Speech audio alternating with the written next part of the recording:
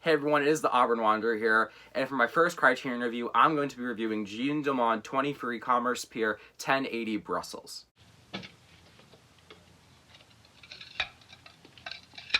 Alright, where do we even begin with this film? If you have not heard about this film before, I'll give you some information about it. It was released in 1975. It is a French film. It is directed by the late, great Chantal Akerman. It's considered one of the greatest works of the 20th century. And the basic story behind it is about a widowed mother named Jeanne Dielman, the title character. She lives in an apartment, and she's taking care of her son, and she's basically a stay-at-home mom. Basically, the film depicts her doing, like, all her, like, chores and errands, and how she makes money to do all these things, and, you know, put food on the table and provide for her son. As the film goes on, it takes place over 3 days. You begin to notice that what has shaped her to be the person that she is and what she does in her life, it all begins to slowly crumble. And as an audience member, you notice it through visuals and performances and the directing by Chantal Akerman. It's basically about the downfall of a woman. It's basically a character study. This film, if you know the history behind it, is infamous for being one of the slowest paced films of all time. If people aren't aware, this film was over 200 minutes. It basically, like I said, just depicts the title character, Jeanne Dielman, doing a bunch of like actions, and is basically what has shaped her life and how she goes about her life. And it basically just all begins to crumble. You know, a lot of people think that this film is, you know, scary to watch because of the running time. They're afraid of being bored. They're afraid they might think it's, like, pretentious or be ridiculed for not liking it. And I'm here to say that for all those worries out of the water, because this is one of the greatest films ever made, in my opinion. Jeanne Dielman is a masterpiece, and that is not a term I use very often, but this film is an absolute masterpiece. This is a masterclass in filmmaking.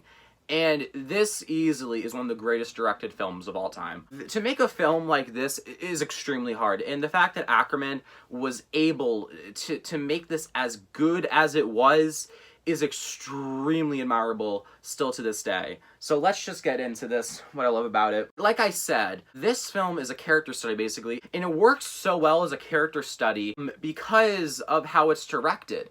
And the amazing, amazing performance by Delphine Seyre. She's exceptional in this film. You really feel like you begin to know this person, Jeanne Dielman. She feels so real and so natural, and you become attached, and you begin to notice, like, how she goes about things, you know, how she does things. It's a brilliant character study. It's a visual experience, you know. I would like to compare this film, in a sense, to 2001: A Space Odyssey, in that Stanley Kubrick stated before that he believed that it was like a visual experience, and this is a visual experience because there's barely any dialogue in this film, and you, as the audience, you have to pay attention so closely to how this character goes about things, especially when it goes on to like the second and third day, where her routines begin to change and her attitude starts to change, and you know, just her facial expressions and just the way that she acts comes off very strange. And it is a brilliant way of building up tension. You know, a lot of people don't talk about this, but this film is actually intense because what it does is it makes you believe for a good, like, hour that this is how the character is going to act, and you begin to feel comfortable in the surrounding. You feel as comfortable, and you begin to connect to the film that way. And then all of a sudden, as if you're paying a close attention, which this film justifies doing, when you begin to notice that this character is starting to act differently, it builds tension, because as an audience member, you begin to feel concerned about where this film's going to go now, and then as the film goes on, then it gets even worse and worse. And it just all builds up, and it just feels so rewarding as an audience member because you've gone on this like journey with this character, and you feel like you knew them so well because the directing is just so good and the performances are so good. Like I mentioned before, this is a very slow-paced film. It's infamous for being extremely slow-paced. A lot of long takes of the character, you know, like doing like really simple things like cleaning dishes, taking baths, making the bed, but it's never boring. It really isn't, because like I said, you begin to really connect with this character, and you begin to really feel like you identify with this character in a sense, because they're going through their life And you go through your life every day, obviously. And that's something that I think audiences connect with. And you're able to do that here. So the slow pace and seeing all these actions works in that sense because the audience is able to connect with it. And it's extremely detailed in being slow because it's not rushed at all. All the details that you need to know about this character and just getting into the mood and the setting of the film is not rushed. It feels so natural. So I don't think the pace is an issue at all. It works so well. And the editing is also exceptional. There's no like bad cuts or scenes that are too long or too short. This is a very well produced film. Like I mentioned before, the performance by Delphine Seyrig for Jeanne Dielman, the title character, is easily one of my favorite performances of all time. Both times I've seen it, I get blown away by this performance because it is, you need to have such a mastery of acting and composure to take on a performance like this because you need to repeat all these actions, but every time you have to do something different with it, to set off, the audience a little bit and be like, hey, what's happening? And Sarah just does a fantastic job with that. She is amazing in this film. She is haunting in this film at points. It is one of my favorite performances. She's absolutely amazing. And like I've mentioned before, this would not have been made without Ackerman. Ackerman was one of the greatest directors of all time. She was exceptional, and it really shows here because like I said, I really don't see anyone else being able to make a film like this that is about this subject matter that is as long as this, but she makes it so riveting and just so atmospheric in a sense because you feel like you're like a part of this world and this environment that Jeanne Dielman is in and her life, and it just all feels just so real, and you just get into it. And then there's so much tension that she provides throughout it because of the character choices that Jeanne Dielman takes. And it just all comes together so smoothly. And it's such a memorable film. It's something, even as long as it is, I want to revisit it now. It's so well directed. This is one of my favorite films to look at when I'm looking for inspiration on how to direct, and how to direct a scene, and how to add tension, and how to flesh out a character well through directing. And this is an amazing, amazing example of that. Fabulous directed by Ackerman.